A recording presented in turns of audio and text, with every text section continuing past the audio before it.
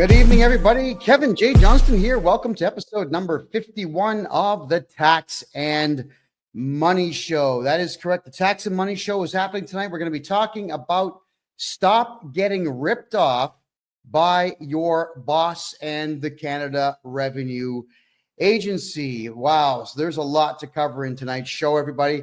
It's been an unbelievable time. I do apologize that we've had a few issues here with the PC not working properly, but I think we solved them all, and we're set to talk for the entire evening on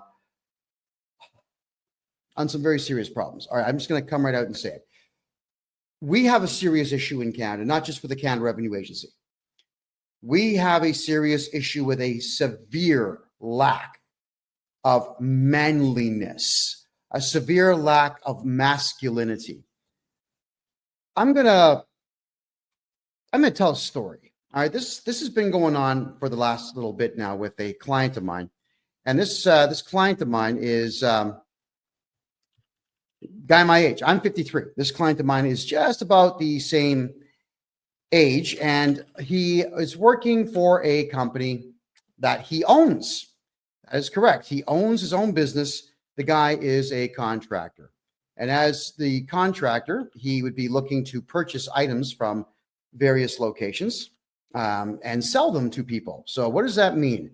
When you're a contractor who installs floors for a living, you're probably going to go to a flooring supply depot. At least anybody who wants to make money would do it that way, because you're certainly not going to just make it up as you go along. You're going to go to the supply depot and you're going to buy what is what's needed. And in some cases, what you will be doing is working closely with the supplier. So let's just say, for argument's sake, I decide to go to Home Depot and buy carpet and then install it in someone's house and mark up the carpet, let's say 20, 30%, and then charge for my labor on that carpet. I'm going to make a couple of bucks. I am not working for Home Depot. If I went to Rona is the other big one in Canada, or Lowe's in the United States, if I went to any of those and bought carpet and installed it, I most certainly I would not be working for either one of those companies either. When you buy something from somebody, you don't work for that company. And if you choose to mark it up, that is entirely on you. You still don't work for the manufacturer of the carpet, and you don't work for the store that you bought it from. That's just how it is.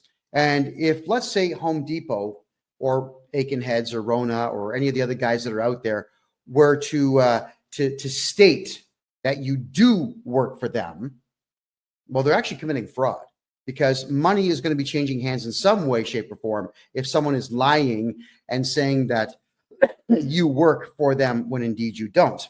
What I mean by that is, if, let's just say, everybody watching this show right now, if I were to state that all of you were working for me and I was writing off your earnings as if you were working for me, I've got a tax benefit to that. And I am a liar, and I would be a fraudster, and I should be punished severely by the law if I'm going to be lying to everybody, the government and someone else, stating that you work for me when you really don't. All right, what I mean by that is, if I were to say that any of you watching the show right now worked for me, and I wrote down on my tax return that you worked for me, you're going to get taxed by the CRA, by the Canada Revenue Agency, and I get to write that off. But I'm writing off, it's pretty much a criminal act. And you're going to be paying the price for my insolence in stating that you work for me when you really don't. So whenever you buy something from anybody in Canada, you do not work for that company. You're simply a customer. You could also be known as a contractor. That is fine, but you still don't work for the store. Doesn't matter what you buy. You buy gum, you buy drugs, you buy Coca-Cola, you buy Pepsi, so we don't have preferences. You buy yourself a hamburger. You do not work for the retailer. You're a customer. Well, I have a client that came to me, again, my age, who is having some serious tax issues. Now, I've got permission to tell the story minus his name, but in this tax issue that he's having, we went through all of his files and the numbers didn't match up. Sometimes when we're doing taxes for people, we can't figure out why numbers don't line up. So we spend more time on it, a lot more time on it. And it gets a little frustrating sometimes because there are some tax returns that just don't make any sense at all. So we'll go through them and then a second time, and then I'll say to my CPA, well, could you check this out? Because it ain't jiving with me. I send it off to my accountant. She looks at it. She can't figure it out. So we have to assume that something is excessively and extremely wrong with that tax return, which is fine. This is what I sign up for. So when I tell you that you're paying a certain price to get your taxes done, I'm not going to up the price because it's harder work.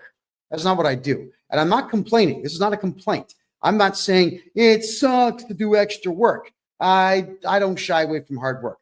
But when something doesn't make sense, my detective brain kicks in. Many of you know that I used to be an investigative journalist. I used to do private investigations in my 20s. I did process serving court papers. We did skip tracing, looking for people all over the world. It was a lot of fun. And I do have an investigative style brain. I'm always looking for answers where they may or may not exist. Well, we tracked down an issue for this client. And that issue was that this client was listed as an employee of a store that he has never worked for. And they had put down what are called a T4A. Now in Canada, not the United States, we're talking Canada now, when you are employed by somebody, at the end of the year, they're going to give you a T4 slip, which says, we are X company and John Smith works for us and John Smith made this and we deducted this much tax from John Smith and all the things that go with it. So that T4 slip is your employer snitching on you to the Canada Revenue Agency about how much money you have made. And when they do that, well, when you snitch on yourself, the only thing that the CRA is going to do is find some way to screw you and take your money. That's what they do. That's what these people, they're evil as hell. That's what they do. All right, let's go back to it now. The client in question has, for the last 8 years, gone to a place called Ritchie's, Ritchie. And for those who are watching here, I'm going to show you an image of it. This is the Ritchie's logo. They're out on the East Coast. They're in New Brunswick. And Ritchie's is a flooring supplier. That's what they do. They supply flooring. They have a lot of products in there. They're kind of like a Canadian Tire or who else would they be like? No, that's pretty much it. They would be like a Canadian Tire.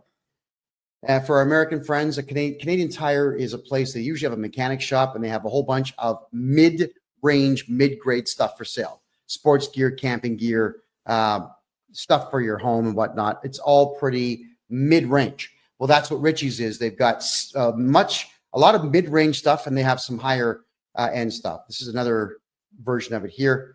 And here's a couple of the clowns that run this place. My understanding of this Ritchie's store is with them functioning in first off, they're in St. John, New Brunswick on Rothsay Avenue. They're also in Moncton, New Brunswick on Plaza Avenue, and they're in Dartmouth, Nova Scotia. They got 3 locations. We're talking about the Moncton, New Brunswick store right now.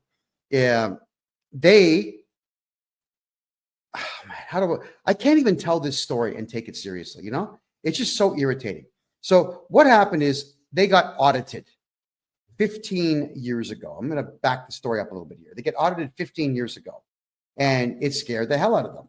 Strange how this group of millionaires, a couple of brothers, the Ritchie brothers, a couple of brothers who are multimillionaires are afraid of one little old auditor. And this auditor goes through their store and, like a bitch, these guys did everything this auditor told them to do. Show me your records, show me your books, show me your cash, show me your client list, show me your supplier list, show me everything. Everything I want to see, show me. And they did.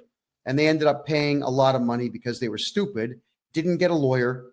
Now, they should have lawyered up for that. They didn't kick the guy out of their store. They didn't have a security guard there to say, buddy, you got to go. They didn't make any phone calls of any kind to anybody. They just completely cooperated with this auditor. Now, here was the problem with what this auditor had done. The auditor told them, oh, you've got guys, contractors that come here and buy stuff from you. And do you sometimes get these contractors to do work for your store? They said, yes. And then the auditor asked if these contractors work independently. Like, do they actually register corporations or register companies and just buy supplies from you and then go out and do the job? They said, yes. Now, the auditor lied at this point. The auditor says, well, if you have any contractors that are buying supplies, you need to put them down on what is called a T4A slip, which in Canada is the same as a T4. And it says that you make commission. So it's your earnings. It's you snitching on yourself, saying that you make commissions. Please tax me on these commissions. But the problem is this CRA auditor told the store to lie and commit fraud so that the Canada Revenue Agency could make more money. So for the last 15 years, this Ritchie's floor supply plate, cowards, absolute cowards, have been putting T4A slips out on all of their customers. Yeah. So if you're a customer of this Ritchie's place in Moncton, New Brunswick, they literally are listing you down as an employee of them on commission sales. So if you ever wonder why, as a purchaser of goods from this Ritchie's chain, why your tax bill is so high, it's because they're lying. It's because they're actually telling the Canada Revenue Agency that you work for them. So I wanted to do my clients' taxes, and I realized, here's something that has to happen. Is I'm going to put forward a series of legal documents when I do this tax return for the guy, stating that there is no T4A. It is completely fraudulent, and we have to file a police report, which I will. And I'm going to tell the Canada Revenue Agency, you cannot allow these T4A slips, which state that my client who's never worked for this store is going to be taxed by this store. Got to cancel them. Cancel the T4As. That's what the store has to do. So I made a polite phone call to this Ritchie's place, and I end up getting the name of Tracy Delahunty. Tracy Delahunty. And I make a phone call, and I'm very, very prim and proper and polite, and I just introduce myself as the tax agent and legal agent for my client. And I explain that we have a slight problem here, that there appears to be a clerical error. I never come out and just accuse people right off the bat. I say, we have a clerical error here.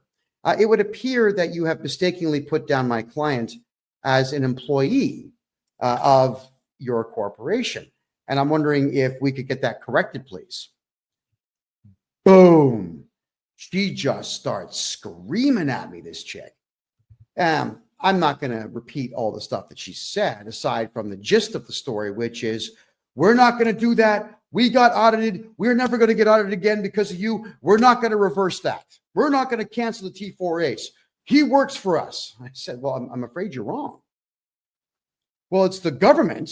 You have to do what you're told. Now, God knows how many times I've heard that in doing taxes for Canadians. Someone tells me that you have to do something because the CRA is the government and you got to do what the government says.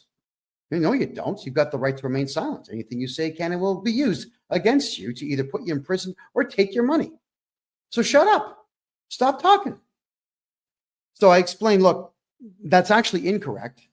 And the T4As that you're issuing are, unfortunately, in your case, fraudulent, which opens you up to lawsuits. And when I cancel them with the CRA, you're going to get audited. They're not going to know why it's being canceled. So the first thing to do is they're going to call me to audit my client. I'm going to say, nope, you're not going to audit my client. Not now, not ever. So then they'll go to the store and they'll audit you and you've already cooperated with them before, you believe that you have to, so you're going to go through another audit. And when you've got a store that's equally as big as most Home Depots out there, the auditors will take their time. They'll spend weeks there. They'll cost you time and money and effort and irritation, because it is really irritating to have one of these jerks in your place, in your place of business when you're trying to do business. There's nothing worse than someone asking questions that are completely irrelevant to the task at hand. Now, with me, the task at hand is making money. It's making money. When I'm talking to clients, they're paying me for my time. We get them tax money back. They pay me for my services. I'm making money. My clients are making money. If someone's asking me to do something for them, like, I don't know, fold the laundry or do the dishes or whatever, that don't make money. So the answer is no. Well, occasionally I get phone calls from some branches of the Canadian government wanting to talk to me about my attitude problem. I say, look, guys, this ain't going to make me money. So no, I'm not spending time with any of you. Yeah, whenever the government of Canada calls me, I always tell them, it's guys, I charge $300 an hour for my time. So if you got a Visa or MasterCard, we're going to run that for you now, and then we can have a conversation, to which, of course, they always say no. So we want to make sure when you're a client of mine that you're never dealing with auditors. Well, this store is now going to have to deal with an auditor.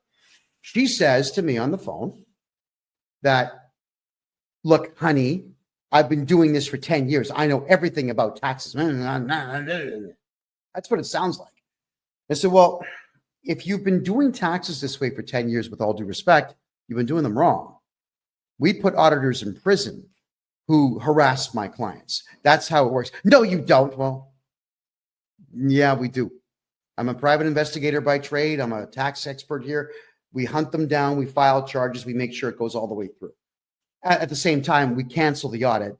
So you don't have to put up with an auditor in the future at all. In fact, I can help you keep these auditors away. But right now, my concern is my client. I'm being polite. My concern is my client. Could you please just cancel these T4A slips? He does not work for you. Then she pulls the same crap that every feminist out there always pulls when they are losing an argument or they have nothing further to add, but they still want to win. She says to me that, oh, you're just being too aggressive. You're too aggressive for me to talk to. I'm going to have to end this call. I said, no, you're being aggressive. I'm actually afraid of you, and I'm going to end this call. So I ended the call first. I always repeat back the words of feminists whenever they throw nonsense at me, which is exactly what she did. So you would figure at this particular point, I'm going to bypass the accountant for this company, and I'm going to call the multi-millionaire owner of the place, the Ritchie brothers. Supposedly they're men. Well, we know differently now. I call. I don't get through. I call again. And this secretary guy sounds like a teenager, poor guy. He's caught in the middle. But I could hear one of the Ritchie brothers in the background saying, no, I don't want to talk to him. You get rid of him. I don't want to talk to him. Dude, for real, it's your store. It's your company. Take the phone call. So I have to explain myself to this kid. I'm very polite. I said, please have the owners call me. The owner does not call me. The owner calls, ready for this, my client, to raise his voice to my client, to state that apparently I threatened this woman. Now, I've got it all recorded. I record every call I make, especially when I know I'm calling a potential feminist. All right, I protect myself huge with these things. And said that I threatened her and so on, and that I'm never to call their place again and so on. My client even said, look, don't call me. Kevin's my representative. Call him. But please, if you could, cancel the T4s. They won't do it. They won't do it. So I call back. And as I'm calling back, I'm getting the same runaround. So these millionaire supposed men, and let me put them on the screen for everybody to see. There we go again. These supposed men won't take a phone call from a guy on a phone. Now, it's not like I can shoot them through the phone. It's not like I'm going to stick my hand through the phone and wring their necks. It's just not how it works. All you got to do is just take a phone call and say, hey, hi, what's the beef? How can I help you? How can we help not cause any trouble for ourselves? let's figure this out. That's what men do. But we don't have men in Canada anymore. So instead, they get their lawyer to send me an email. Thinking, all right, so fine. The lawyer sends me an email and there's nothing in the email. Thinking, okay, I've got to say something here. So I write the following letter. Now, none of this is meant to be offensive to anybody. This is education. When all of you are getting screwed over by your employers doing foolish things like this, I'm showing you the process that I go through. So here's the letter, everybody. Urgent legal notice, action required to prevent a CRA audit to Adam Ritchie and Trevor Ritchie, the two millionaire supposed men running this company. Dear Adam and Trevor, my name is KevinJJohnston. I act as the legal agent and tax strategist for none of your business. I have been retained to oversee and resolve matters relating to my client's taxation and legal affairs. Upon reviewing my client's personal portfolio and taxation history, we are prepared to complete his tax filings within 2 days of resolving the current obstruction posed by T4 slips erroneously issued by your corporation. Polite, right? On January 27, 2025, I contacted Tracy Delhunty to request clarification on the existence of these T4A slips, which are obstructing my client's ability to file his personal taxes. During this conversation, Tracy volunteered unnecessary and inappropriate details regarding the inner workings of your corporation, which she did. Why is she telling me what's going on there? It's weird. Including past audits and fears of future audits, which she stated influenced her decision-making. She also incorrectly asserted that T4A cancellations were not permissible, demonstrating a fundamental misunderstanding of both bookkeeping and Canadian tax law. True story. Tracy further stated verbatim that it's the government and you have to do what they say. Now, if you've got someone like that working for you, fire them. They're useless. Suggesting a gross misrepresentation of the role and authority of the Canada Revenue Agency. For clarity, I will outline the relevant legal facts regarding the CRA. 1, the CRA is not a police force and has no criminal investigative authority. The CRA, 2, the CRA operates as a collection agency at arm's length from the federal government. 3, all decisions by the CRA are appealable in federal tax court, which has no authority to issue monetary penalties. 4, the CRA cannot access bank accounts, medical records, or private information without written consent. 5, CRA audits can be refused and auditors have no authority once you issue a no trespassing notice to them. Individuals and corporations have the legal right to remain silent, and auditors who violate your no trespass notice can be charged criminally and sued for tort harassment. Does anybody see anything wrong with this letter so far? To continue it, by issuing T4A slips to my client, your corporation has falsely classified him as an employee when he is in fact a sole proprietor operating under his own federal and provincial tax numbers.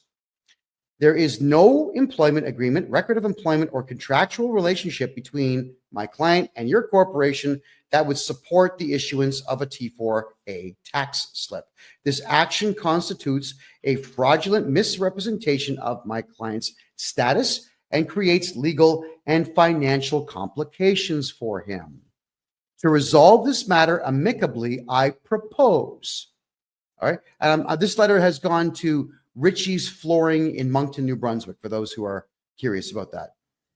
So the immediate cancellation of the T4A slips, your corporation must cancel the T4 slips issued to my client and provide a letter on company letterhead acknowledging that the issuance was a clerical error. No big deal. This letter will be submitted alongside my client's tax return to the CRA to rectify the situation. This corrective action is legal, straightforward, and cost-free. It's free. It doesn't cost anything to fix a tax clerical error in Canada. All right? Nothing. Alternative resolution. If you choose not to cooperate, I will proceed to revoke the T4A slips on behalf of my client by submitting the necessary documentation and legal arguments to the CRA. This action will include notifying the CRA of the fraudulent classification, which will result in an audit of your corporation. Should this occur, I will provide full testimony supported by evidence to ensure that my client's legal rights are upheld. Because you got to remember, I don't care about Richie's. They're not my client. I care about my client, the nice man that pays me to do this. Let me be clear. This is not a threat, but a statement of my client's legal rights and my professional responsibilities. Additionally, I must state that Tracy's behavior has been unprofessional and unbecoming of someone in her position. If my client decides to pursue legal action for tort fraud, I have already committed to representing him pro bono, which means free. And I will represent him free of charge, because this Tracy woman, she really got my back up. I mean, most of the time, the average person has no capacity to get on my nerves.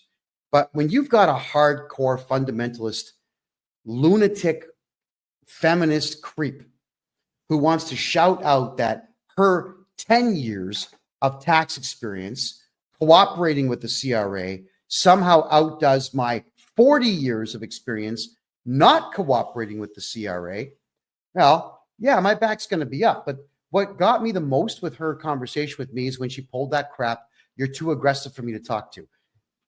I wish we were allowed to slap people that said that, because that is just the most crass thing that you can say to someone. You may as well just admit that you're a loser and you have no capacity to debate. Surrender at that point. So here we are talking about Richie's, who doesn't want to be talked about. And I'm just getting started, by the way. So I tell them it's in your best interest and the interest of the corporation to resolve this matter promptly and correctly.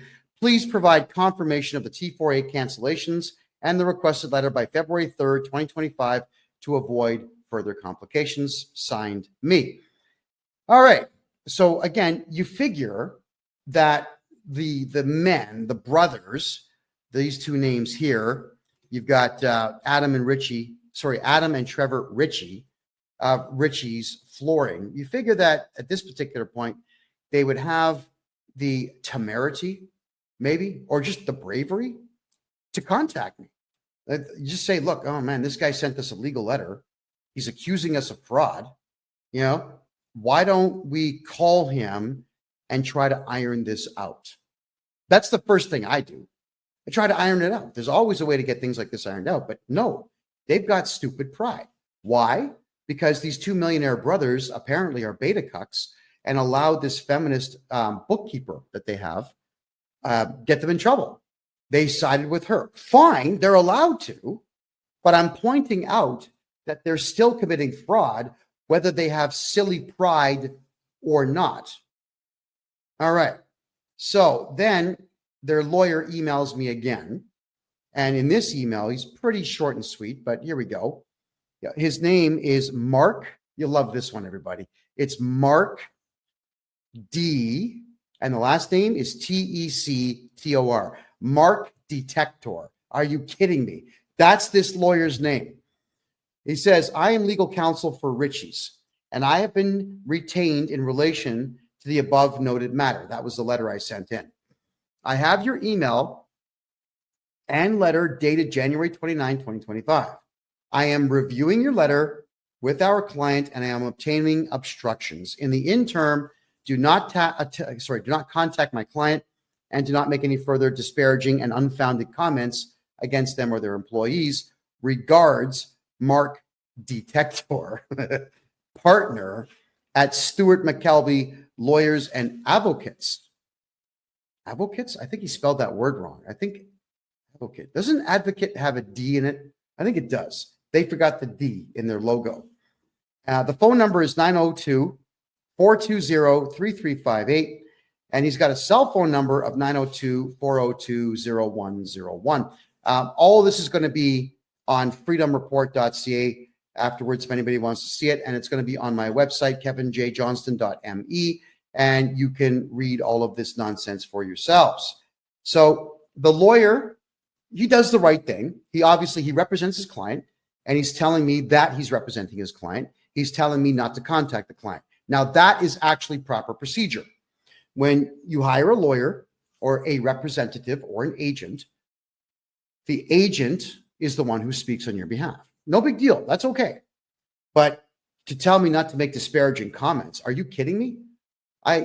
If there's a beta cuck coward fraudster out there, you're all going to know about it. I'm not going to lighten my language and say, yes, we have a couple of males out there who may have made an inadvertent mistake, and they may have pride from old world, and that's impeding their capacity to make the correct decision, and we should forgive them. No, absolutely not. They are beta cuck coward fraudsters who have allowed a fraudster to run their accounting department, and they are defrauding dozens upon dozens upon dozens of hardworking contractors who are just customers. All right. So my reply, dear Mark, I wasn't going to put Mark Detector on this letter.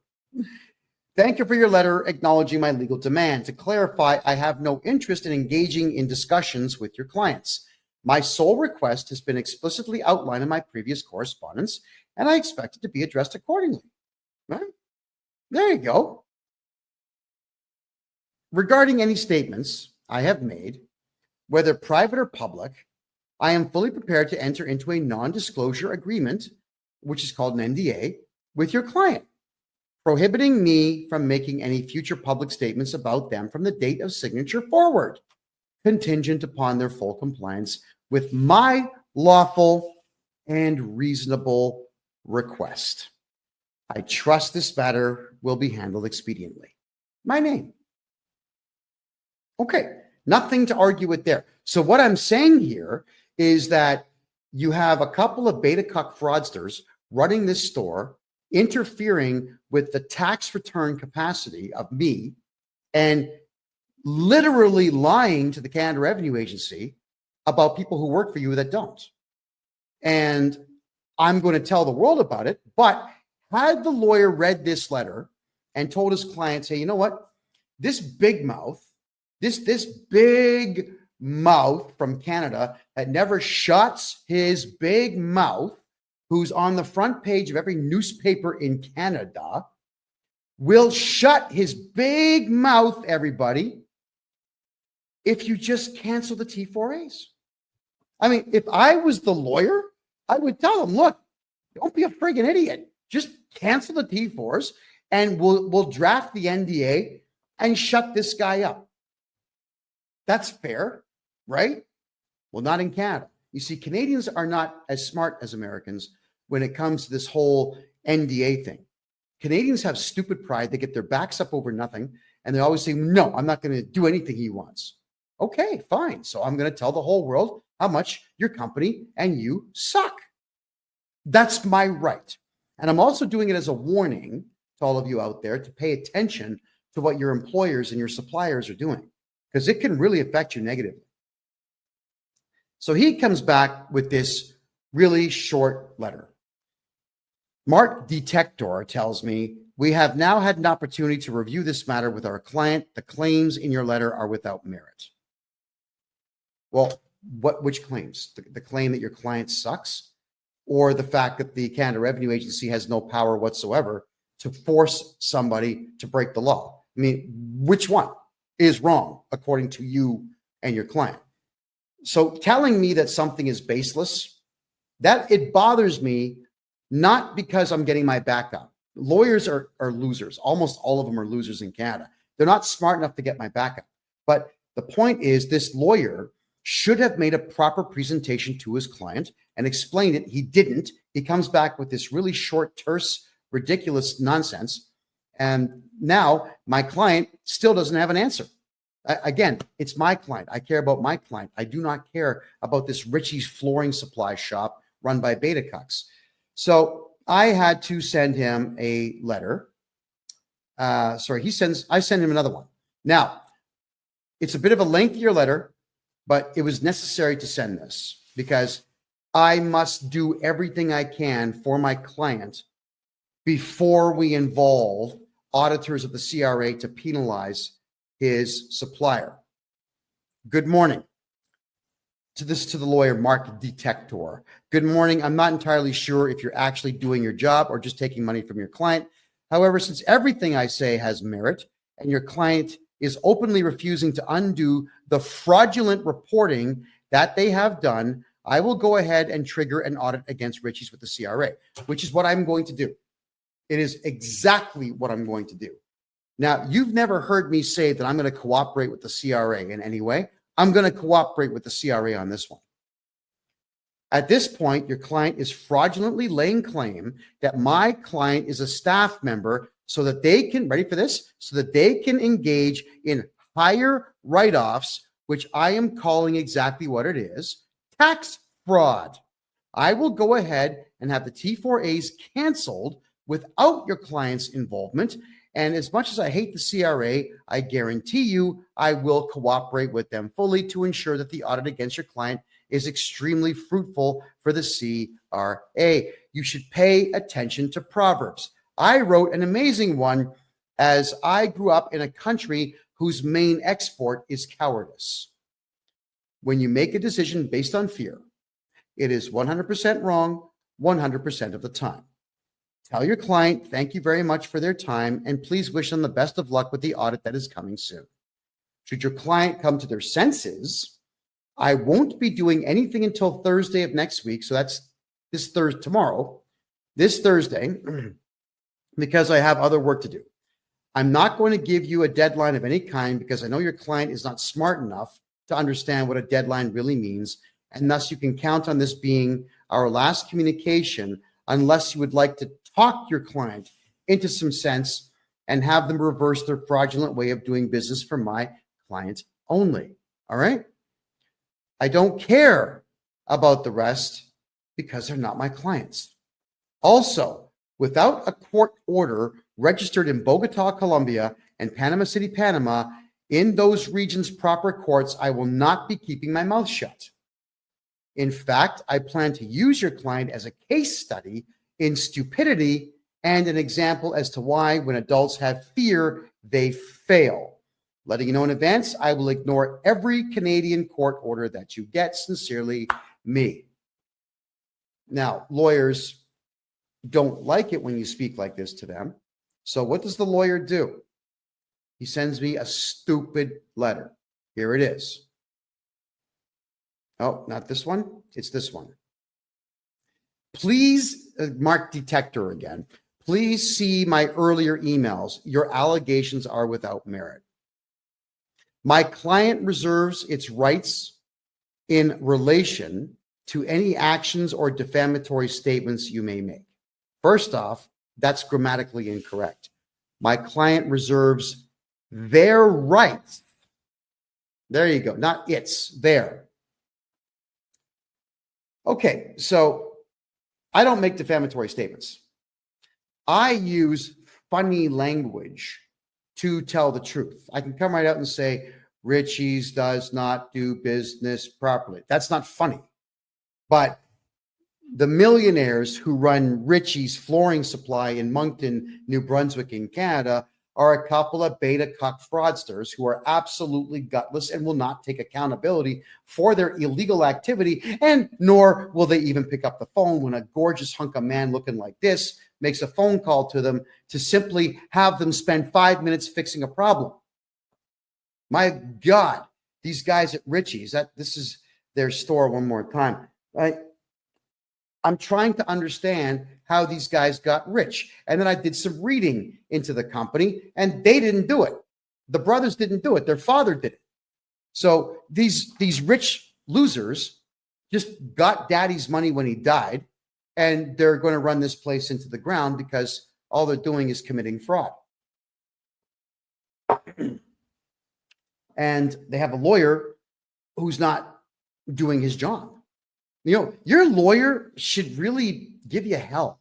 When you're doing something stupid, it is your lawyer's job to say, look, yeah, I'm representing you, and you're this close to violating the law, so don't do it. Right? He's got to give you hell. Do you know, in Canada, whenever I would say something publicly, I would go to my lawyer and I would ask him, like, look at the script that I want to discuss tonight. Is there any chance that the Canadian government will hit me with a hate speech charge if I say any of this? And if he says there's even a 1% chance, I don't do it. I've got a lawyer on retainer so I can ask these questions and make sure that everything is going to be copacetic. Yeah. And when my lawyer says don't do something, yeah, all right, okay, I'm not going to do it. because I pay him to watch my back in the legal arena. That is his job. He does his job well so that I can do my job well, right? So let's continue here. With me getting such a short reply from this guy, there's the reply again. I thought, you know what? Obviously, these negotiations have completely broken down. They are not going to comply. So I'm going to go ahead and report fraud to the local authorities, and I'm going to report fraud to the Canada Revenue Agency, an institution I hate, an institution I never cooperate with at all. But because these people got my back up just a little bit, congratulations to them, I'm going to make sure that it happens. And if I need to be on the phone with the auditor, explaining everything to the auditor about these people, I am going to do so. It'll be the only time the CRA ever gets my cooperation. So I wrote a letter. Now, this one is less professional than most of the stuff I write. By my own admission, it's actually quite snarky. It was designed to be irritating because this lawyer is essentially saying, we're going to sue you for defamation if you tell the truth about our client, which I don't care about at all. There we go. So I say, dear lawyer, and I put the words without prejudice at the top of this letter, because in Canada, when you have the words without prejudice on a letter, it cannot be used as evidence in court because it's part of your negotiation to try to get to a settlement before court. That's what without prejudice means, everybody. All right, so I'm hoping that that legal term there makes sense. And by the way, nothing that I'm saying is legal advice. I am not a licensed lawyer. I'm just really good at legal documentation, and I'm really good in the courts because I've studied this stuff for 4 decades now. I hate it, but I know it. Well, actually, I shouldn't say I hate it because I like winning. I do like winning. I just hate the entire court system. But here we go. Dear lawyer, my allegations are fact. Let your client know that I will be helping others that they are double dipping on fight them in court if they choose to go the route of litigation. I will file a defense on any litigation your client files. I will not settle out of court. Should I lose, I will appeal. This will be as public as I can make it, and it will be very expensive for them. As I have studied law for 40 years, I have no legal fees. I'll be representing myself.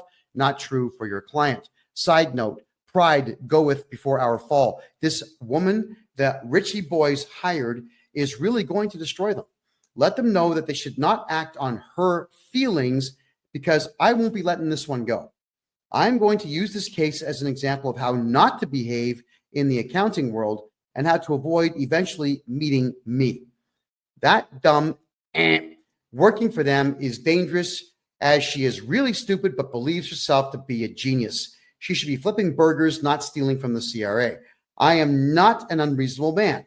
So this stupid shit ends upon cancellation of the illegally claimed T4As and possibly T5 forms for my client and my client only. When this is done, simply email me with Richie canceled in the subject line, and I will never need to communicate with you again.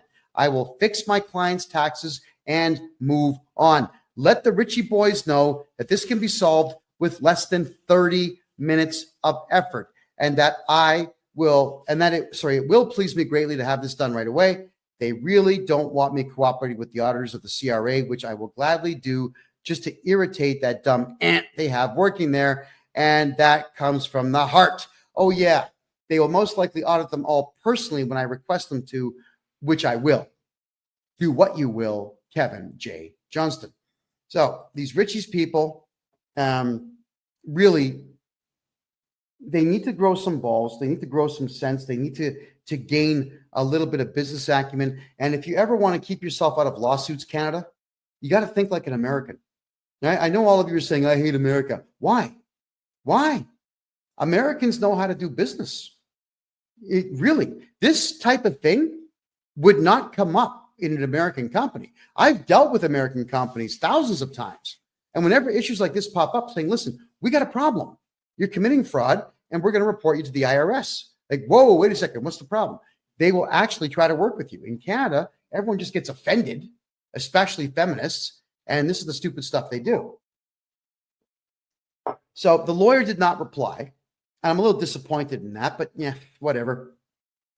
We did my client's tax returns as if he did not have a T4A form ever filed for him. And I am declaring in an affidavit, using all the legal knowledge that I have, to tell the Canada Revenue Agency that this stupid store, Richie's Flooring, is committing tax fraud. Now, here's the fraud, all right? Let's go back to the beginning of this story, where they got audited 15 years ago, and the auditor told them, if someone is buying supplies from you and they're a contractor, put them on a T4A. So the auditor told this store to break the law, and the store that did not get any legal advice has decided to break the law for 15 straight years by committing tax fraud times God knows how many people buy their supplies. Think about that. If I tell you to shoot somebody in the head and you do it, you go for murder 1, possibly murder 2. I go for solicitation of a crime and possibly accessory and possibly murder 2 as well. Don't think for a second that because someone else tells you to commit a crime that you're going to be absolved of it just by saying, I don't know. He told me to do it. Do you think really that's a defense in court? You're out of your friggin' mind if you think you're going to get away with using that as your defense. Not only are they breaking the law, but they are proud that they are doing it, and they are getting a lawyer now to assist them in breaking the law. So this lawyer that they're utilizing needs to go back to school, I think, because the next step for me is to start filing complaints with the Law Society of the province of New Brunswick to explain that this guy is giving them really bad advice and did nothing to solve this problem. Well, if anybody out there would like to call Richie's, let's bring the information up right now. I'm going to share the screen right now. Here it is, everybody. So I know you won't see it on, hold on, where are we there? No, wait, there we go. Boom. Let me just turn this off for you. So there's Richie's. They are in New Brunswick. Let me zoom in a little bit for you here.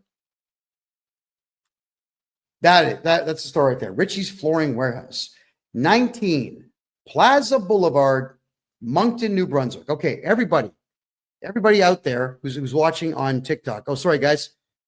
Is the audio better now? Is that a bit better for you? So everybody watching on TikTok, could you please put the phone number I'm going to dictate right now to you? 506 857 0400. All right.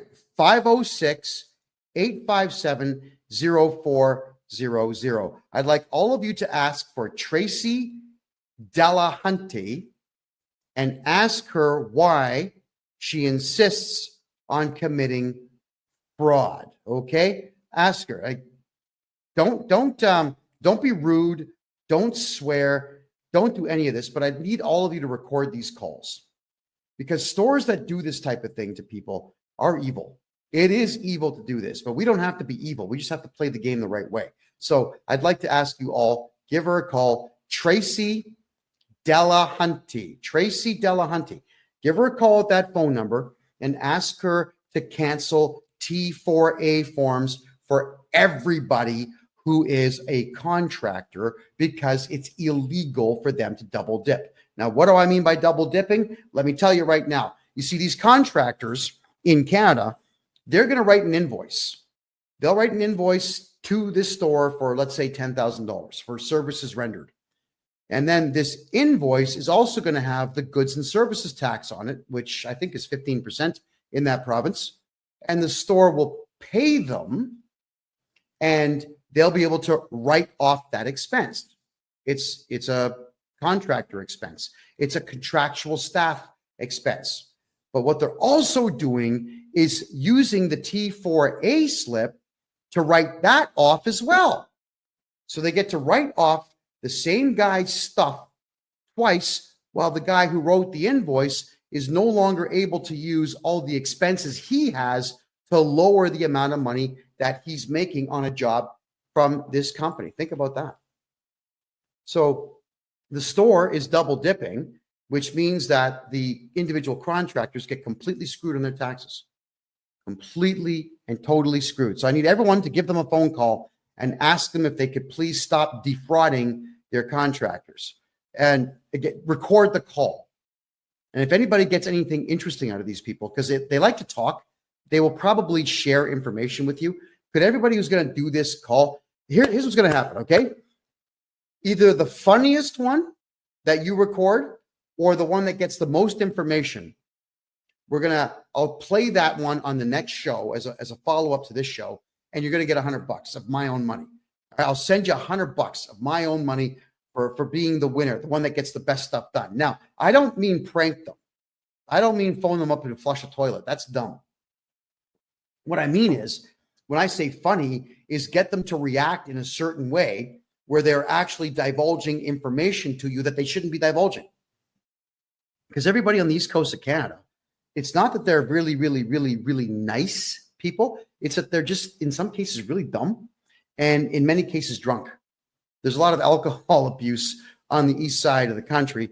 So these folks here are not going to be thinking all that clearly when they do this. Now, whilst we are reviewing this, don't call the lawyer yet. I don't want that done yet. But if this lawyer is going to be extremely unreasonable, I will deputize everybody here next week and then have you call this lawyer and record those calls. Because the only thing I want, the only thing I've asked these people for is to cancel the T4A slip so that I can do my client's taxes legally, properly, efficiently, and today. Right? Now, I'm going to do my client's taxes anyway. I'm not waiting for these people. I will do them anyway, and I'll be putting forward the letter to the Canada Revenue Agency explaining that this place is committing tax fraud, and the CRA, they'll be all over it. And when they call me asking, would you like to bear witness? Would you like to assist us? Yeah, I would. I absolutely would. I'd like to also encourage people, if you could, please. And this is just a personal thing right now. And I'm going to be taking questions very shortly, everybody. So save your questions for about 15 minutes from now. But I don't have very many pet peeves. I really don't care what people do.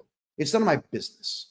But something that I cannot stand is bad manners when bad manners are not necessary. You don't need to be flipping off at the gums rudely for no purpose whatsoever. You don't need to be walking around with your head held high saying, I know everything, so I'm going to give you a difficult time because I think I'm a genius. That pretentious belittling of people it's vile. It's extremely vile. And it is something that during my journalism days, I would not say a word about it except for continuing to put the microphone in people's faces during interviewing them. Because the more angry they got and the ruder they got, the funnier it was on YouTube and Rumble and all the other websites out there. It was good content for me to upset someone by just asking questions. But you see, I'm not a journalist anymore. And there's absolutely no reward whatsoever for me tolerating bad manners. And I won't. So if you're rude in my condo or my office or my car, I'm going to turf you. Just get out. We're done. If you're going to be rude on the phone or rude in a live video chat, I tolerate it if you're a client because you're paying me to listen to your rudeness, but I'm not going to tolerate it if I'm not being rewarded for it. And this group of excessively rude individuals running this store need to be punished. That's it. You know, Richie's, the whole, oh man, these people. Richie's Flooring Warehouse is what it's called in Moncton, New Brunswick. Again, there's the contact info, 19 Plaza Boulevard in Moncton, New Brunswick. You can call the two brothers there, Trevor and who? Adam and Trevor. Ask for them, or you can ask for Tracy Delahunty, the excessively rude individual that started this entire fight. She started this because she thinks that I would have cared that she's worked as a bookkeeper for 10 years. I've studied tax law for 40 years, and I'm the first one to say I know more than most, but I don't know everything. And anybody who says they know everything is an arrogant jerk, and just dust them, get them out of your life. Now, I'm going to, I know on TikTok and over here on Kick, you're not going to see this, but I'm going to explain it to you while I'm doing it. I'm going to share another screen now. And this here is me showing you just how easy it is for this store to have complied with me in the first place. Like, they're about to cost themselves a lot of money on this. Wow. Okay. This is someone called Lone Wolf. It's a tax community that they discuss a lot of things, tax and money.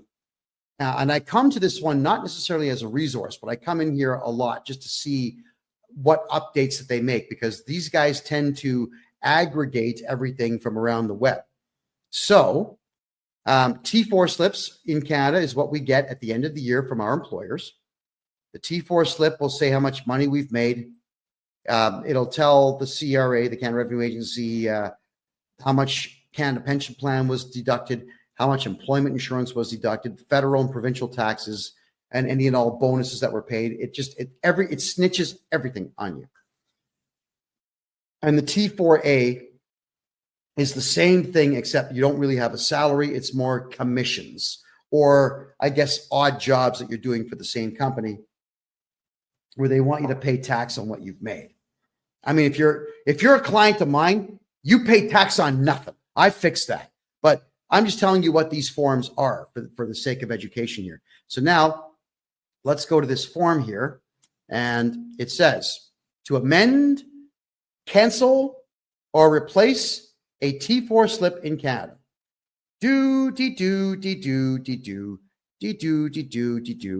Cancel a T4.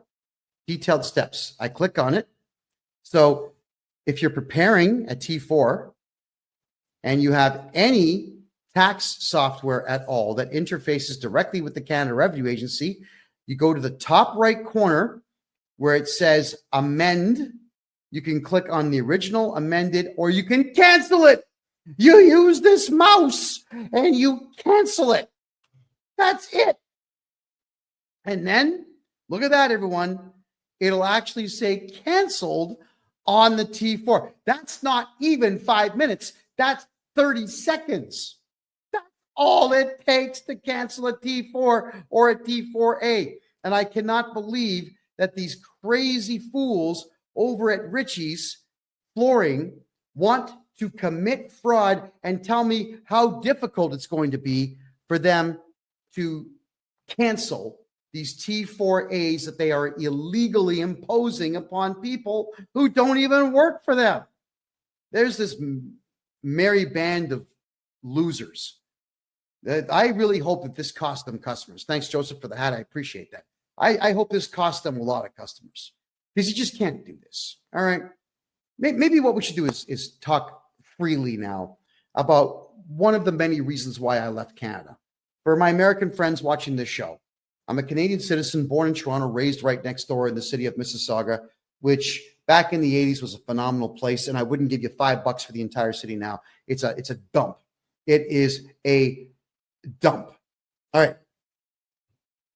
I left Canada because you really cannot get anything going in Canada. It's very difficult to do business there. The taxes are out of control, unless you know me. The other problem, though, is Canadian arrogance. It's unprecedented everywhere in the world except for one other country out there, and that would be France. French people and Canadian people are arrogant to the nines. They think they know everything, and they act like they do, and they cannot wait to tell you how offensive they find you. You know, that doesn't make money. It's like Canadians are afraid to make money. Yeah. I swallow my pride when there's money on the table. Yeah. When I'm not sure you guys ever saw that show. It's called Hardcore Pawn. It was that guy Les with the slick back. He's bald here. He's got slick back hair. Him and his son and his daughter run a pawn shop. I think the place is probably closed now. But in Detroit, cameras would follow crazy people going into this pawn shop, and it's just nuts the way people would behave. But this guy, Les, I loved him on the show because he always told the truth. Hey, I see money on the table. You've got my interest. I want to make a deal. And I'm the same way. There's money on the table. I want to make a deal. Oh, what's that? You're asking me to fix a clerical error so that I don't have to spend $30,000 on a lawyer? Sir, have a seat. Let me get you a cup of coffee and let's fix this clerical error. And we get it fixed. And we shake hands. And I walk him out the front door politely. Why do I want to get my back up? If I'm going to get my back up, I'm not going to make money. Right? But if I keep calm and cool and collected, I will make money. Now, one thing that Canadians suck at more than anybody in the world is customer service. Customer service is absolutely the biggest key thing. I got an incredible speech from Rob Ford. Rob Ford is the former mayor of Toronto, the big guy that he had drug problems. I mean, he admitted to smoking crack because, like, physically his body was very ill. And his maniac brother, Doug Ford, is now the premier of the province of Ontario. But Rob Ford, he gave me a big speech about customer service. And he understood it well. And the way he explained it to me was it was genius. He handed me a business card. He says, I'm the mayor of Toronto. Here's my home phone number. Okay, thank you. People would call him wanting to get something done. So he would go through every message. He had a Rolodex. He showed me all this. He had a Rolodex where he would put everybody's name in and write down the problem. He would call the appropriate people, send the city staff member out to get it fixed. He would call the person back and say, did the pothole get filled? Did your fence post get replaced? Is the electricity back on? This is what this guy would do. That's customer service. And he's a politician teaching the world about how important customer service is. It is important. Return emails, even if you don't have an answer. Make phone calls, even if you don't have an answer. Return faxes, return letters, return whatever it takes. With me, I go through my client list, and even if I don't have the job done, I just call my client and let them know, listen, we had a delay because I'm looking for some information. We put a request in for it. We're not going to have it till Thursday of next week. I'll be picking up your file Friday of next week. Is that okay? Just people want to know that everything's going to be okay. And if you are a good customer service person who actually cares about their customers, you're going to do just fine. Serve that shit out of your clients. Serve the hell out of them, because if you don't serve your customers, someone else will. The Americans get into business to make money. They are there. They're pounding the pavement. They want to make cash. With Americans, it's a complete revolution of goods. Get the goods in the store, get the goods on the shelf, put the sale price on, get them out the door, make the money, replace everything tomorrow. Canadians are, and the boxes are here. I'll do it tomorrow. Some customers in the store right now. But that's the way Canadians are. And when you're like that, you're going to lose. Just like this Richie's place is losing. And I'm going to make sure that they lose a lot, because that feminist stunt that was pulled on me, that really got inside. I don't dig that one bit. You're too aggressive for me to talk to you. Don't ever say that to me. That is the wrongest thing to say when we are in the middle of exchanging information, and all I'm asking for is for you to do one thing that's free, that will alleviate you of stress and me of stress. Just freaking do it. Don't argue with me. Because here I am telling the whole world how horrible this Richie's flooring place really is. And I'm using them as an example for all Canadians out there to understand that you cannot let people like this walk all over you. You can't. So contractors, if you're a contractor in Canada and you do any contract work at all, nobody legally can give you a T4 slip or a T4A slip saying that you work for them when you do not work for them. So if you need to, you sue them. Sue them. It's tort fraud. All right. You can ask for money for that. You can ask for additional money called punitive damages to punish them. And you can even say, Your Honor, I'd like you to charge this person with fraud. Now, you probably won't get that one, but you'll get some money. So you got to pay attention to what's going on out there, everyone. No matter what, because we are in really awful economic times, especially in Canada, because the world is a mess, because most countries in the Western world have got massive amounts of unfettered immigration, bringing in the worst of the worst from around the world who have completely destroyed our culture and our way of life and so on. I get it. Everybody's stressed out. But instead of rising to the occasion, everyone's just fighting with each other. I'm not going to fight anyone. I'm not fighting tax people out there. I'm going to compete with them by offering a better product than they do and by fighting for the rights of my client base. Just like this store should have got their lawyer to say, hey, CRA, you cannot instruct us to break the law, and we are not going to lose any customers for you. So get lost. You can say these things. You've all heard me on the phone many times talking to auditors and various employees of the Canada Revenue Agency, telling them, like, guys, you got no power. We're not going to cooperate. Don't go to my client's place. You're going to get charged. We can say these things. But Canadians don't do that. Everybody in Canada would rather live in fear than just do that one little bit of work to make sure that you're not going to be screwed over. And that is to scrutinize everything and then call the perpetrator out who's harming you. Got to do it. No one's going to do it for you. Nobody. Okay, so let's have a quick peek here at some of your questions now, everyone, because I know there's some questions here. Canada has such potential but bad leadership. That's absolutely correct. But Canada also has a bad attitude. Canadians have had it too good for too long. That's one of the biggest problems here. Country was too prosperous, way too prosperous for its own good. From 1948 to 1994, money on every street corner, money everywhere. When the rest of the world was failing, Canada was succeeding. So Canadians got way too comfortable. Decadence is not good for human beings. It's just not good. So I'm hoping that we never get to a point where we have nothing but leisure time, because human beings become worthless with leisure time. And we've seen now what's going on. Everybody's scrambling and just ripping each other off as opposed to trying to be better. All right. Is there a function for people to use with process to push forth accountability in terms of ministries? Yes, there is. We have to culminate as a team and file lawsuits and court injunctions against our politicians. Could you imagine if 1 million Canadians decided to collectively file individual lawsuits against one politician? Let's say Doug Ford, the Premier of the province of Ontario. If we had, there's 14.5 million people in Ontario, the province itself.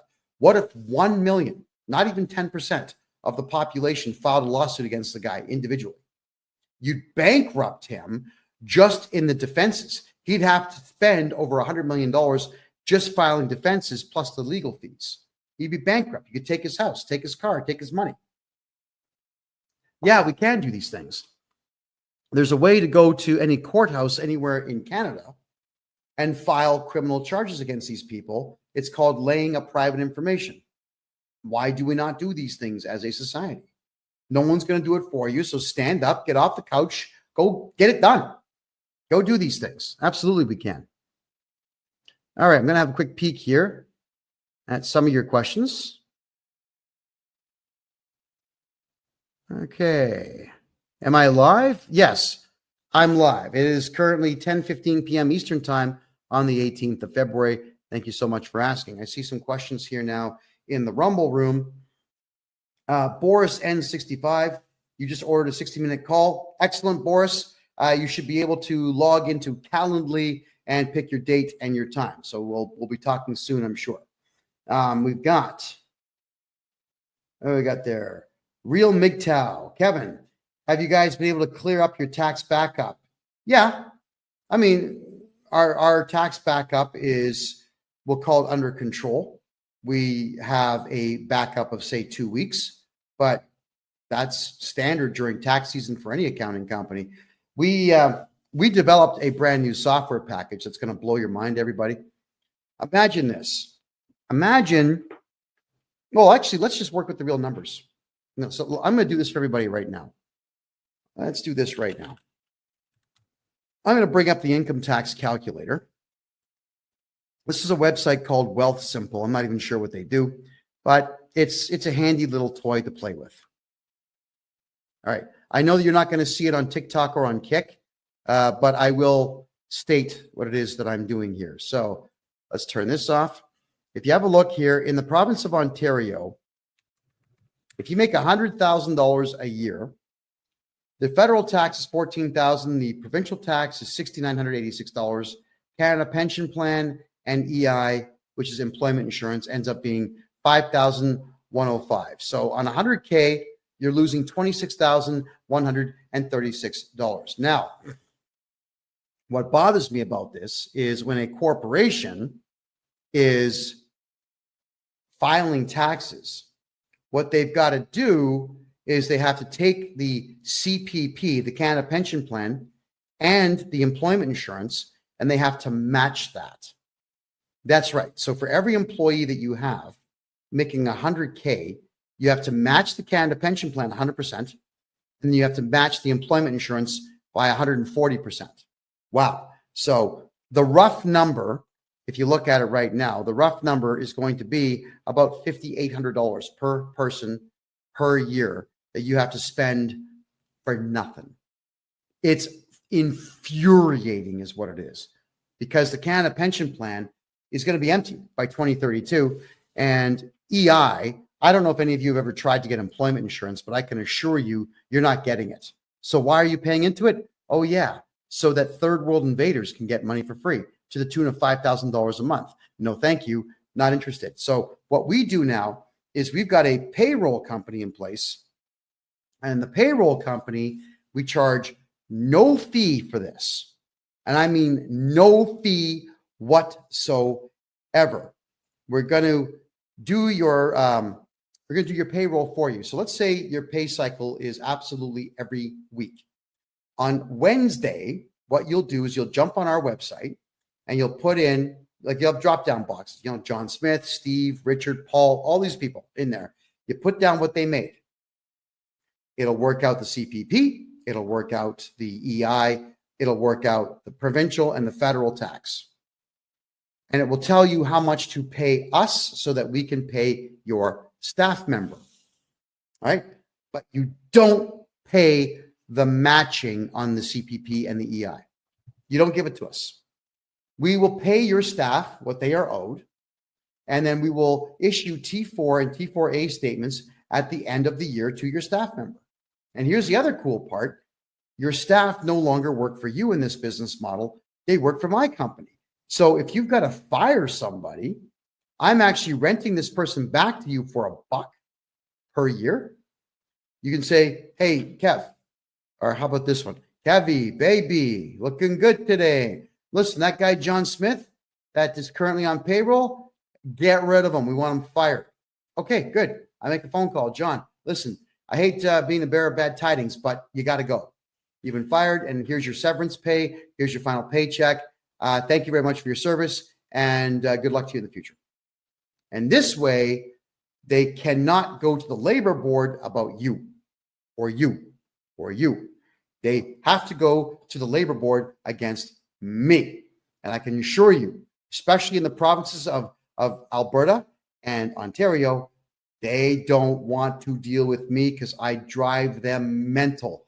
I make phone call after phone call after phone call. We make offers, we make deals, I retract them, I make them again. I say stuff that doesn't make any sense. I'll send them in some cases. I'll go to deepseek.ai and I'll ask it to create a nonsensical email to do with my big toe up to 1 million words in length, please. And it'll do it. So I copy this 1 million word story about my big toe, which I'm sure is really not that interesting to read, and I'll copy and paste that in there. Now, and then I'll do it a second time. And then I'll ask DeepSeek to maybe change the story a bit and send them that. I hate the labor boards. So you want someone like me watching out for you, not breaking the law in any way, making sure that the law cannot be used against you because all the onus is on me. Laura Lee's asking, how do I pay you for a consultation? Head over to my website, KevinJJohnston.com. That is my name, Kevin J. Johnston, which is JOHNSTON.com. KevinJJohnston.com. You can grab a consultation there. As soon as you get past the initial screen, you'll go straight to Calendly, where you can pick your date and your time. And let's get rocking here. Let's fix your tax problems. All right, let's have a look at your other questions here. All righty.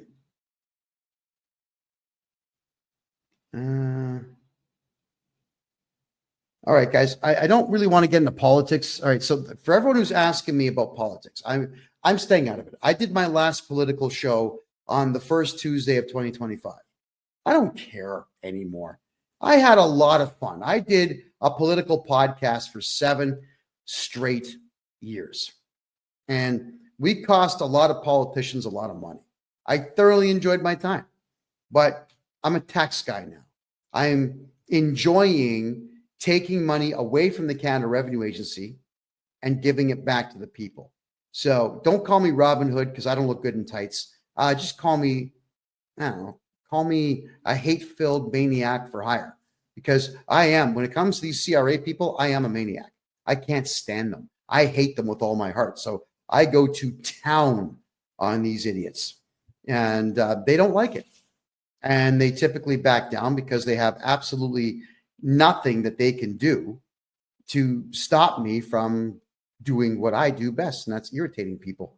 And my mother always used to tell me, son, you could irritate Jesus. Now, and when I said thank you with a big smile on my face, that was not the response she thought she was going to get. But that is a compliment, and it is extremely true. What's the best province in Canada for business? Suppose it's like, well, what are you doing? If it's prostitution, it's British Columbia. If it's drugs, it's Quebec. If it's drugs, the second place one would be Ontario. If it's drugs, third place would be British Columbia. If it's drugs, fourth place would be Alberta.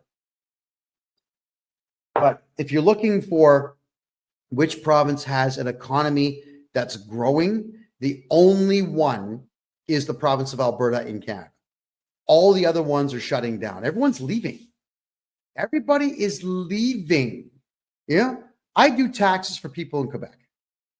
And Quebec is unlike every other province in the country that works on admiralty law. Quebec works on civic law. And civic law means that the province can do whatever it wants. And they do. They do whatever they want, which means the province of Quebec has their own provincial taxes, which are ridiculously high in comparison to the rest of the country. And they've got such ridiculous rules about property tax and whatnot that nobody in Quebec is making money. So everyone's leaving. They're all going to Alberta. But if you're in Quebec and you want to do business in Quebec, what I would recommend is you contact me. I'll open up a numbered corporation or 2 or 3 for you in Ontario. You can still do business in Quebec, but just make sure that all your invoicing goes through the Ontario corporation. You don't want the province of Quebec being involved in your business. Filing a provincial tax return in Quebec is really stupid because they will not leave you alone. Not ever. They are ridiculous individuals. Am I still active in opening offshore accounts in Panama to protect people's money? Si, oui, Absolutely. Of course I am. I adore doing it. We've opened bank accounts now for well over 100 people, and they're all doing quite well. They're all quite happy with it. The answer is yes. All right. What do you do if CRA launched assisted compliance programs for a 2022 farm loss? I don't know what the assisted compliance program is, but what I can say is if you're running a farm, you should be losing money on paper. And that is what I do best. I make sure you lose money on paper. Your farm should lose money for 10 straight years on paper. So if anybody out there is on a farm or owns a farm and you want to get all your tax money back on that farm for the last 10 years, get a hold of this guy right here. Okay. That is what I do. Am I in Toronto? Hell no. I was born in Toronto. I was raised right next door in Mississauga, but I despise Toronto. I don't like the roads. I don't like the architecture. Anything after 1960, I can't stand the architecture. I mean, the left wing nut jobs destroyed that place. And look at the mayor that you've got in there now. Olivia Chow is a Chinese communist, essentially a spy for communist China. And when I saw her dancing almost completely naked in some feather outfit to show the world how sensitive she is to the far left politics, I'm thinking, yeah, Canada, the only thing that's going to save you is revolution.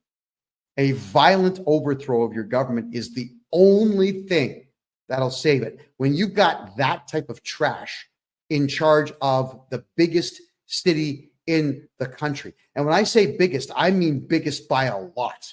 It is more than double the size of Montreal, which is the next biggest city. Double the size. You can't have trash like that being the face of your city. But Canadians, you voted for her, and you're not throwing her out. So for me, the odds of me stepping foot inside of the city of Toronto again are zero. Zero. Unless, I know it's a joke, but I'm kind of partially serious. Unless some Kazakhstani terrorists showed up and said, hey, we got this nuclear weapon here. Here's the key. The battery still works. Would you like it? I say, well, sure. Just make sure that you can ship it to Front Street in Toronto, right? Beautiful. And I would clack it. I'd set the timer for 3 hours. I'd leave town. I know exactly what hill I would go to watch the mushroom cloud go up and just smile. I don't even smoke, but I'd crack out a stogie and I would just watch. I hate Toronto. I loved it as a kid. It was an incredible place in the 80s, even up to the early 90s. Now, it's just a dump. It is a dump. It doesn't matter that it's got big screen TVs everywhere. What does that matter? All it's doing is selling you stuff that you don't need. It's not like there's jobs in Toronto. It's not like it's a place you invest and make money. The condo market is completely dead in that place. Nobody can afford housing, and the taxes are the highest in the country by a lot when it comes to anything to do with the home. Food prices are 5 times the price they were in 1988 in Toronto. Why would you want to be there? You know, Panama City, I'm in Panama City, the capital of Panama. The subway system here is better than Toronto, faster than Toronto, cleaner than Toronto, and it's only 35 cents to jump on the train. 35 cents a ride. Tap your credit card, walk through the gate, get on the train. No violence, no strung out drug users sleeping there, no homeless sleeping in there, nobody picking on you, no one throwing things at you, nobody crapping in the corner. There's none of that nonsense here. You pull that stunt in Panama, the cops will work you over. You know what I love about the cops here is that they actually are really pleasant people until you screw up. And if you screw up deliberately and they identify you as deliberately committing a crime, they break out the old tonfas, you know, the billy club with the L shape, they'll crack you one. So don't be a criminal here. And I think Panamanians have got the message that it's not wise to be a crook here. And as a result, everywhere I go is safe. So Toronto, be damned. Not interested. All right. That's a good point, sweet guy. You're saying capital gains are 66%. That was actually not passed in the House of Commons. That was not passed in any legislature whatsoever, but the Canada Revenue Agency has chosen to do it anyway. Completely illegal. But if I'm your tax guy, there is no capital gains on anything that you do. I eliminate that capital gains garbage. It's gone. You got to get a hold of me. How do you save fees and taxes on the RRSP?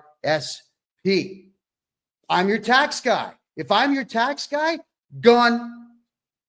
I'm not going to tell you my secret because I'm the one that invented it, but it's legal. You want your RRSP taxes gone? Call me. What they're talking about there, folks, it's called the Registered Retirement Savings Plan. This was something that every TV network and radio station in the country before the internet was pushing on Canadians. I know because I fell for it too when I was a teenager, where they say, put some money into it every year, you get a tax break. And you can take all that money out when you retire. But what they didn't tell you was they'll tax it 48%. So you're just deferring taxes to your senior citizen years when you actually need the money the most. Yeah. And the other worst part of it is, everybody, is that the government tells you that it's for your own good. And that's the part that bothers me the most, is that they're taking 48% of your retirement savings plan from you and telling you this is for your own good. It's good for you that we're doing this. You're coming close to retirement age. You've worked 60 years to have nothing. And now we're going to take 48% of what you've made, and it's good for you. No, it's not good for you. And I will get you back 100% of all of your RRSP contributions, so long as it used to be just the last year. I can go back 3 years now and get those for you. So get a hold of me if you want that money back. Do I have an office in Toronto? Yes, actually I do. My criminal lawyer and my corporate lawyer are in Toronto. So if you need to drop something off at one of my offices there, let me know. But I don't come to Toronto. God, man, no. Oh, God, I hate that city. No, you won't see me there. You'll see me in places like Seattle, Calgary, Bogota, Panama City, Mexico City, Cancun. You'll see me in not Port-au-Prince. I'm sorry. What's the other one? The capital. Oh, Nassau, the capital of the Bahamas. You'll even see me in Trinidad and Tobago. You'll see me in all these places because there's money in the cities I've just mentioned. But Toronto, nope. Keegan's asking, can I get your calendar link? Yeah, just my name, KevinJJohnston.com. KEVIN, middle initial J, last name Johnston, KevinJJohnston.com. Get a hold of me there, please. And the calendar link is all yours to pick yourself a time.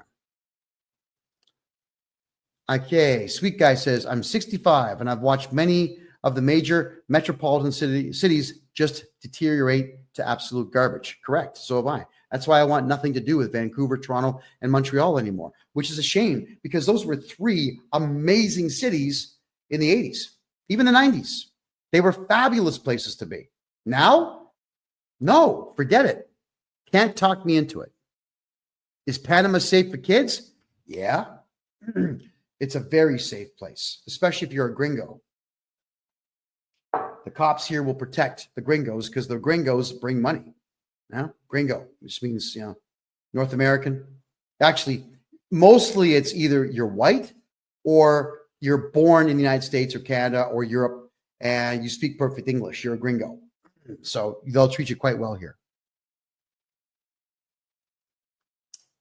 I haven't filed since I have a sole proprietorship running since 2022. Carbon collection notice. All right. Sole proprietorships, you should never have those things, but I can fix the taxes and we got to get you into a numbered corporation so that we can avoid that craziness in the future. What if you just pulled the RRSP out and they took the tax off the top? Well, that's what Janelle, that's what they do. It doesn't matter who you hold your RRSP, your lifts, your RIFs, or your GICs with. They always take the taxes and just give it to the CRA, whether you want them to or not. They just do it. When you ask why, because it's the government. You have to do it. That's how they sound. So that's why I'll get you back everything on the RSP, but it will be in the following tax season. So it won't be today. It'll be in the following tax season. But if anybody here pulled out their RRSPs in the last 3 years and you want that money back, you get a hold of me. I'll get it all back for you. Every penny. If I cash in Bitcoin, do I have to pay capital gains on money I got by mining? Okay, Dale, the whole point of crypto is that nobody knows you have it. There is no way for the CRA to know how much money you have in the bank and how much crypto you have, how many gold bars or silver bars or platinum bars or palladium bars that you have, or even how many houses that you own until you shoot your mouth off and tell them.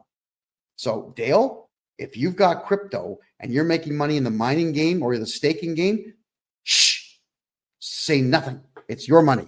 Don't give it to them. However, Dale, you can use a crypto loss as a capital loss and do a huge write-off on that. That's when you can talk about crypto. And if they say, well, where's the money now? I don't know. Some guy named Muhammad stole it, right? So talk to me about that sometime. What would my charges against the bank be called for? Giving all my money to the CRA? Theft, fraud, conspiracy. There's one more. Theft over 5,000 and fraud over 5,000. Those are big ones. So yes, and I'm going to be teaching all of this. I'm going to have a course on this a little bit later this, or in March, I'm sorry, about how to file criminal charges. How does my company work? Quite well. I don't understand the question. Could you please rephrase that? Okay, Keegan, if you're having an issue with the Calendly link, then I'd like you to immediately please go to the contact form on my website, the KevinJJohnston.me website. Just give me the invoice number. I'll take care of it. I'll get you the link right after the show. All right. So thank you, Keegan. I do appreciate that. Why is Trudeau still talking crap? Because he can, and because he knows that no Canadians are going to do anything about it. That's why. Okay, Keegan. Yeah, you definitely got to get a hold of me, Keegan. Please do that. In fact, everybody write this down for Keegan so he can email me. It's freedomreport.ca@gmail.com. Email me right now with all your contact info, Keegan, and your phone number. I'm going to call you right after the show. Are Panamanians nice to Canadian people? Yeah. Oh, yeah, they certainly are. I was having a good laugh today with a friend of mine. We had this gorgeous waitress today. We had chicken wings that were like this big. It was awesome. And I just said to her through the Google Translator, "You're gorgeous and I want to marry you." So she just types back saying, "Okay, but you got to get me a ring right now." So, I'm searching my pockets looking for a ring, and she's laughing, we're laughing the whole bit, and she's going to be cooking me dinner this coming Saturday. So, the ladies here are fabulous. People here talk to each other. People here have a good time. It is remarkable how easy it is just to strike up a conversation with somebody. Mostly through Translator. I've got these really wicked earbuds now that I stick in. I give them one, and it translates in real time. Yeah, it's like the Babel fish from the Bible. It's amazing.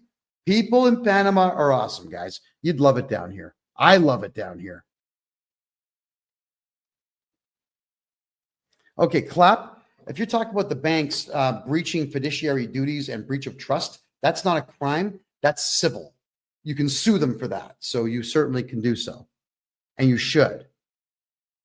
What should I do? The bank account has been frozen by the CRA for the last 3 months. Mr. Fix-It, I have to redo your taxes for the last 10 years, get your tax balance to zero for you, and they have no choice but to unlock the account. That's the only way. You can appeal and fight in court, but it's ridiculous. Let me just redo your taxes. Get her done. There we go. And KD, you're saying pay your debt? Why? That's rude. Why? Okay, let's cover that for a second here, everybody. You all know that I used to be a journalist. And you all know that I've been to 3 major war zones during my journalism period. You all know that I went to the Myanmarian war zone and I went into Bangladesh. I had to go with armed soldiers. We had to carry machine guns, knives, grenades. I went into a war zone so dangerous that the soldiers told me through a translator that if you see 4 or fewer attackers, throw the grenade at them. 5 or more, hold it to your head and let it go off, because if they catch you, they will cut everything off of you and feed it to you. That's how gross these terror groups were. And the Canadian government is funding all that nonsense. As gross as it is, I'll just tell you the truth here, because I, to this day, cannot get the images out of my head. 2018 is when I was in that war zone. That's 7 years ago. 7 years ago, and I still remember all the dead bodies that I saw in the fields. Dead children, dead women, dead babies, slaughtered with knives that the Canadian government's paying for with CRA's money. Don't you ever come on my channel and tell someone to pay their CRA debt. Don't ever do that again. You're gone if you do. Do not pay the CRA anything. The Canada Revenue Agency right now is going out of its way to make sure that terror groups around the world have more than enough money to slaughter innocent people everywhere. I'm the only one that went to that war zone. The only one. There was not a single journalist that went to the Myanmarian war zone. They're not brave enough to do it. I was there. I saw this. I filmed this stuff. There was a court order put on me by the Canadian government saying that I could not release that footage. Well, guess what? I brought that footage with me here to Panama, and there's nothing stopping me from releasing it. In fact, I'm testifying against the Canadian government in Bogota, Colombia this September, and we're going to play all that footage. I'm not going to watch it. Look at this. Look at this. When you see that stuff, it never leaves. And I know that my country of origin is the one paying for death all over Asia and all over Africa and all over the Middle East. Don't ever tell anyone to pay their Canada Revenue Agency debt. I'm telling all of you, do not pay the Canada Revenue Agency. It's not like it's going to Canadians. It's going into the hands of killers and pedophiles and terror groups all over the world. So, you know what? I'm going to block that idiot. Just get the hell out of here. Nobody wants you here. Anyway, getting back to taxes. Do you have any representation office in Alberta that can do my taxes, or how does that work? D. Carly, we do everything remote now. You know, there's absolutely no reason whatsoever to have these huge brick and mortar places. Yeah, we have offices, but our offices are small. You know, they're like garages, you know, maybe 400 square foot places. They have enough room for desks, chairs, filing cabinets, and 2 or 3 people to work in them. Everything that we do is on screens. I've got the laptop here. I've got the phone here. I've got a second phone here. I've got a third phone over here. And I've got 2 monitors on a wall in front of me here where I can see everybody at the same time. Like, we're all connected all day long. We don't need it. And it's really, really, really efficient for me that way, because I don't have to be in Canada, a place you all know that I couldn't wait to leave. So I just can't stand the politics there. With me being in Panama, I am calm, I'm cool, I'm collected, I'm healthy, better diet. Look how clean my skin is just by eating food that there's no drugs in my system at all. I don't need all kinds of makeup and whatnot to keep this expression going. It's a matter of good food. I'm just healthy. My blood pressure is perfect. My blood counts are perfect. Yeah, I'm happy all the time. Why would I want to be there? I'm going to do everything remote. So get a hold of me on the website and we'll take care of all your taxes there. My CPA is in Ontario. My lawyers are in Ontario. Some of my team are in Vancouver and some of my team are in Alberta. We don't need to all be in the same place at the same time. It would be nice, but it's completely unnecessary. What does it cost for you to write a letter to the CRA? There's a couple different price points on that. It's either $350, $500, or $950, depending on the complexity of the case. So get a hold of me if you want that done. All right. Let me just check the Facebook chat rooms here. All right. What do I think of Vancouver? What, the city? That would be an all-day thing. I'm not going to bother answering that one. just let you know that I'm extremely disappointed in its downfall. It's not worth going to at all. Alrighty. Question. As you know, I just finished getting out of a bankruptcy. Does my bankruptcy guy have to file my taxes this year since he finalized it all? No. And if the bankruptcy wasn't huge, like millions of dollars or hundreds of thousands of dollars, we could actually reverse the bankruptcy. Bankruptcies are not the first choice. They're always the last choice. There's so many ways to win with taxes and debt that bankruptcy should always be the absolute last thing, because it is a nuisance to get through. But anyone can do your taxes afterwards. Hopefully, I'm going to be your tax guy. Okay, here's a good point. I asked Grok on X if I have to, but and it says no, but my bankruptcy guy says they have to. I signed their document that says they would do it. Okay. Every trustee and bankruptcy professional in Canada is a lying loser. Stay away from them. They don't work for you. They work for the CRA. So it's a bad idea for anybody to get involved with these people. Just don't do it. And as for consumer proposals, bad idea. Why? Because it doesn't improve your credit rating, and you still owe the money. The idea of doing something like this is not to owe money. But in a consumer proposal, you still owe the money. You're still stressed out. No, you don't do consumer proposals at all. They're a scam. They're a total scam. Absolutely total scam. What is the Smith maneuver? Something that doesn't work as well as you think it does. And that would be an extremely elongated thing to talk about here. It's not something that I can answer, even in the last 10 minutes that we have here.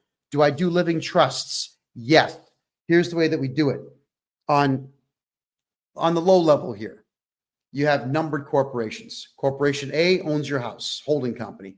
Corporation B has all your funding in it. Corporation C, cars and property. Corporation D, do business in that corporation.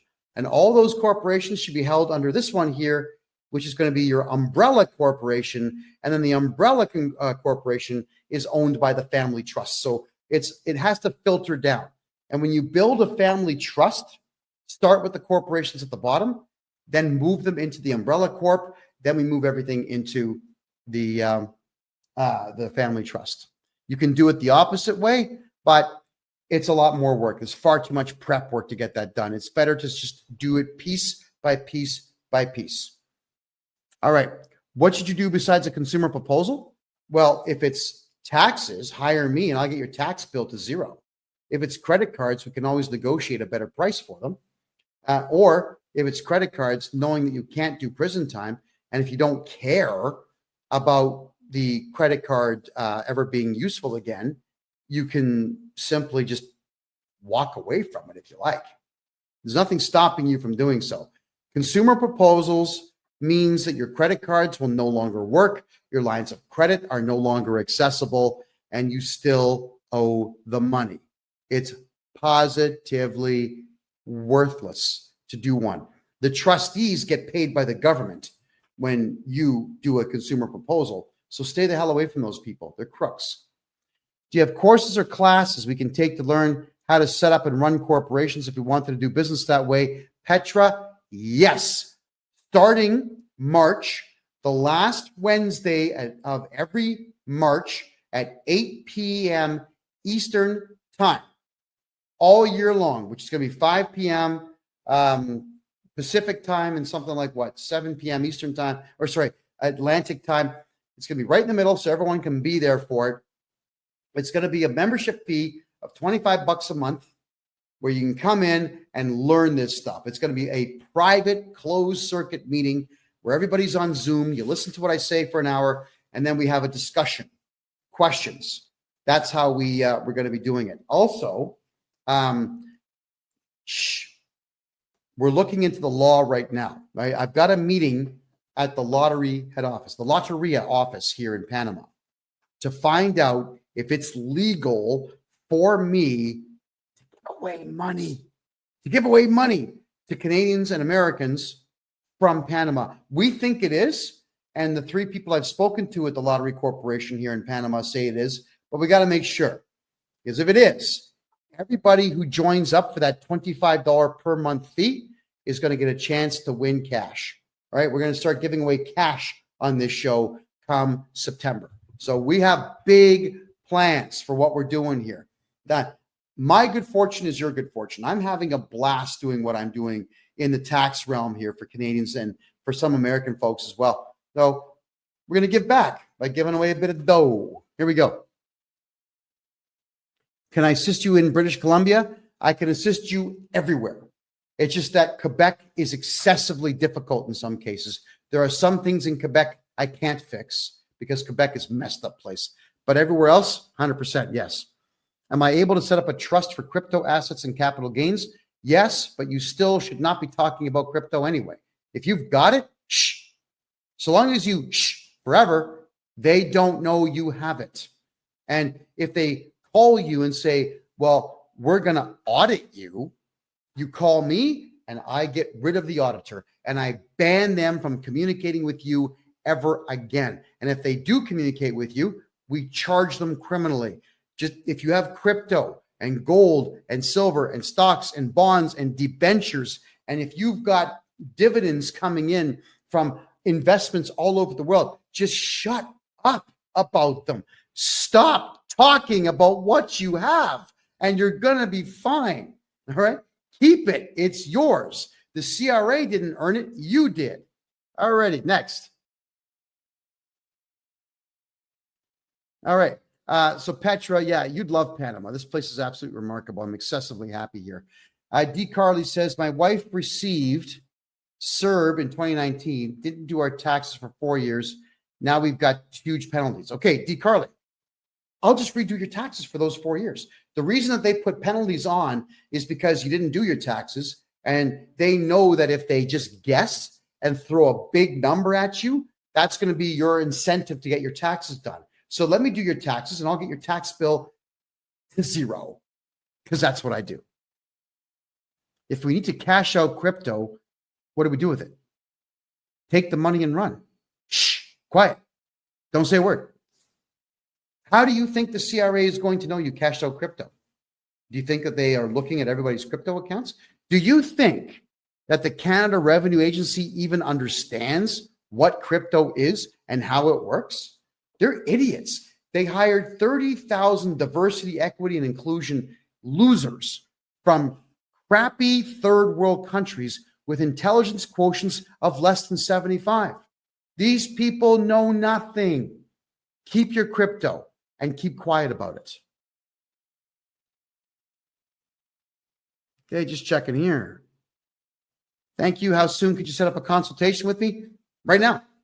Just go in and buy one right now.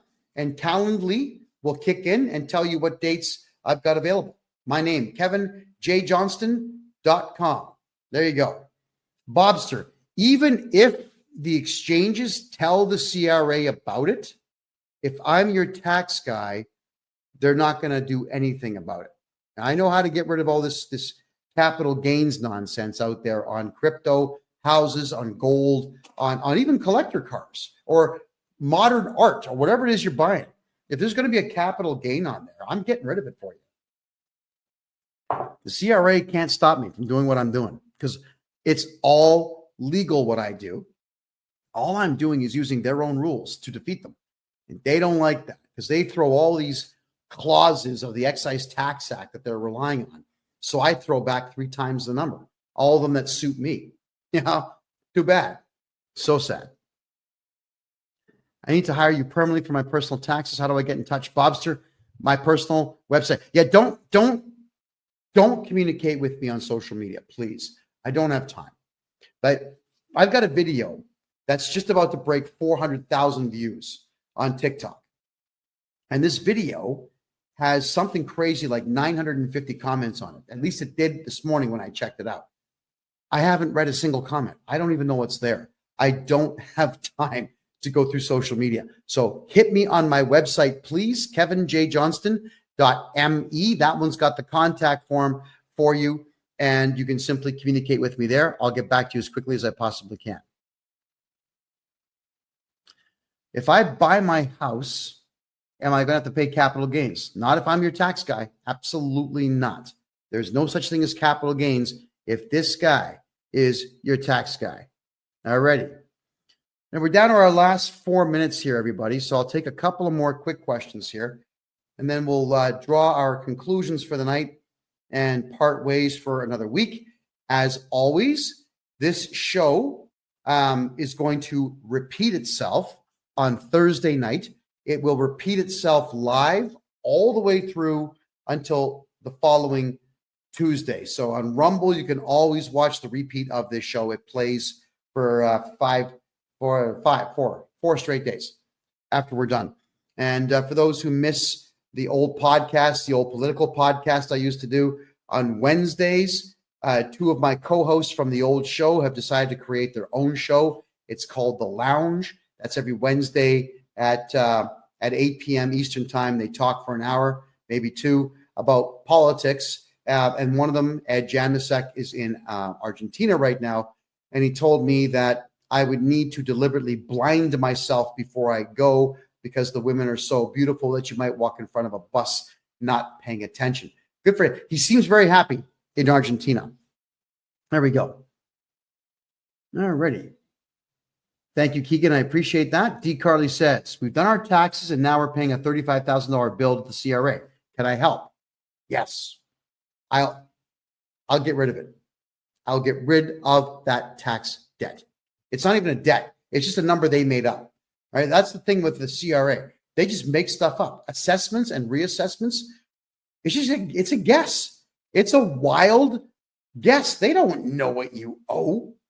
They just lie to you. It's all that they do. All right, everyone. We're going to draw our conclusions here. We're down to our last 2.5 minutes. In Canada, everything that you put on a tax return is voluntary. It's completely voluntary. The only mandatory thing that you have to do in Canada, and even that is only a suggestion, is you fill out a tax return.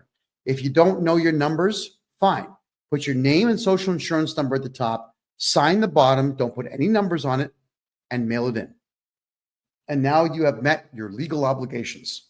The CRA will assess it, but then you contact me and we can appeal it, and then we can do your taxes. All right? We want to make sure that each and every one of you knows your rights. And you've got the right to remain silent, so don't talk to the CRA. Have me become your tax guy and your legal agent so that I talk to them and not you, because they're always fishing for information. That's just how it works. The CRA knows nothing about you until you tell them. Because like I said earlier, they've got a bunch of morons working for them. They are not intelligent people at all. In fact, they all hate each other who work for the CRA because they've taken 100 different cultures and threw them all in the same offices and said, here you go, get along. Well, we know that doesn't work. So let them argue with each other and let us do your taxes for you so that we can get you back everything that they've taken from you. All right, so get a hold of me, folks. Joseph, thank you for the rose. Greatly appreciate that. My name's Kevin J. Johnston, everybody. I am formerly a journalist, and I am now Canada's #1 tax guy. Yes, I am Canada's biggest mouth. This yap never stops moving, and it always is going to tell you the truth as I know it to be about taxes, politics, money, finance, commerce, the whole 9 yards. Yes, I do live in Panama City now because I can't stand communist Canada. And yes, all of you can live a very good life here on an extremely low budget. This country has been very good to me. It's a beautiful place. I'll not be leaving anytime soon on any particular permanent basis. You got to check it out for yourselves. All right, everybody. This is the Tax and Money Show, episode number 51. Every Tuesday, 9 p.m. Eastern Time, where you